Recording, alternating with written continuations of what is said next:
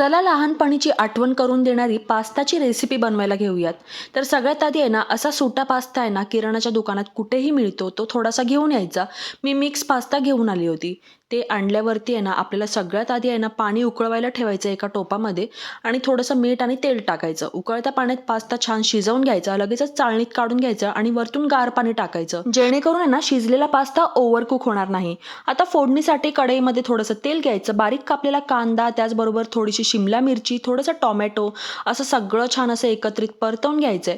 वरतून आहे ना थोडंसं लाल तिखट आणि पास्ता मसाल्याची पाकिटं सुद्धा दुकानातून मी आणली होती, ती 2 पाकिटं याच्यामध्ये टाकली. तेल सुटेपर्यंत मसाला छान परतवून घेतला. थोडंसं पास्त्याचं जे उकडलेलं पाणी होतं ना, ते सुद्धा ह्याच्यामध्ये टाकलं आणि अशा पद्धतीने ना थोडंसं सॉस सारखं तयार करून घेतलं. आता ह्याच्यामध्ये आहे ना आपलं टाकायचं आहे शिजवून घेतलेला पास्ता, जो आपण चाळणीमध्ये काढून ठेवला होता. सगळं छान एकजीव करून घ्यायचं आणि एक किंचितशी वाफ द्यायची आहे. तर लहानपणी आहे ना आम्ही टिफिनमध्ये असाच पास्ता घेऊन जायचो. तुम्ही सुद्धा असा पास्ता कधी ट्राय केलाय की नाही नक्की कमेंटमध्ये सांगा. भेटू पुढच्या व्हिडिओमध्ये.